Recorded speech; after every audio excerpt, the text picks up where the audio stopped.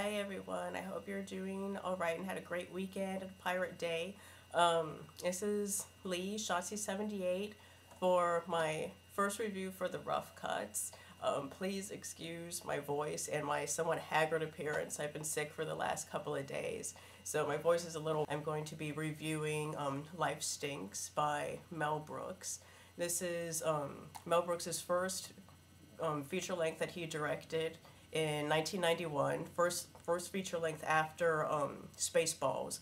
And unlike Spaceballs and many of his previous movies, this movie is not a parody, and it doesn't have as much slapstick comedy as his previous endeavors. This one is more of like a social commentary as to what's going on today. Like the premise of the movie is Mel Brooks' character is the richest man in the world, and he wants to buy the slum in the city so that he can destroy the slum and then build up like his dream empire in it.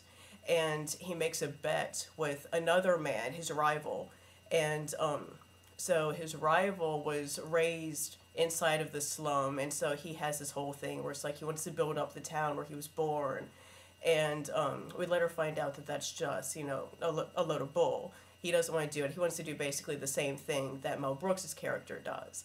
But, so what the bet is that he bets Mel Brooks that he cannot survive in this slum for 30 days. And if he is able to survive here, then, you know, he'll get, like, the half that the rival owns, and then vice versa. So whoever wins gets all, basically. And so, Mel Brooks, he goes into the slum, and of course he's, you know, like, he's all nasty looking. His first night, you know, he doesn't do well. He doesn't even have $2.50 to pay for a bed, so he sleeps in the street.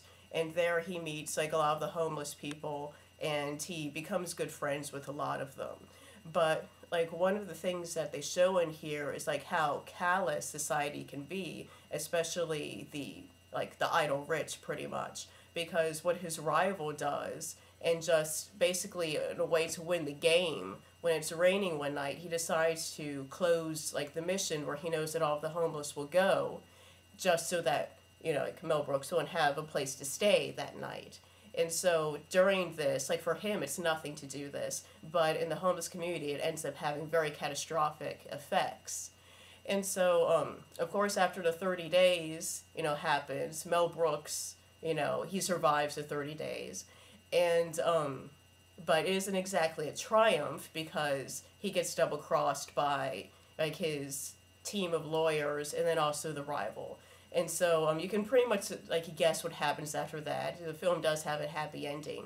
But also, like, during this time, you know, he and the friends that he makes, like Lesley and Warren, you know, who is also in a number of, like, movies, especially in the 80s, and then a few in the 90s. She did more television in the 90s. But she had a really nice role in this as a bag lady, who he later on goes to, like, fall for, of course. So that's kind of predictable.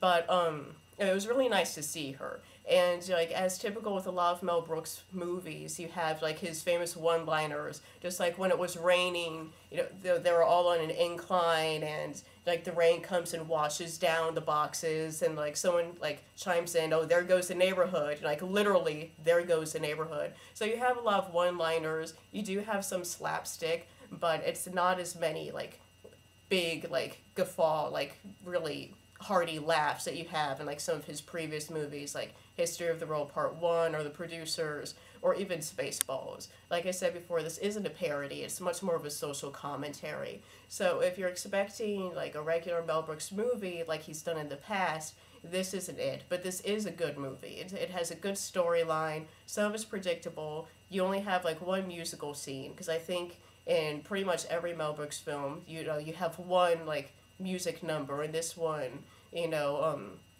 I think it's the song Easy to Love, you know, so that's a nice throwback to, like, the 40s. But overall, it's an enjoyable movie. If you're looking, once again, if you're looking for, like, typical Mel Brooks parody, this is not it, but it is a very good one. And so I recommend it if you're just looking for a good movie. It would be a good rental. You may or may not want to buy it, but definitely a good rental.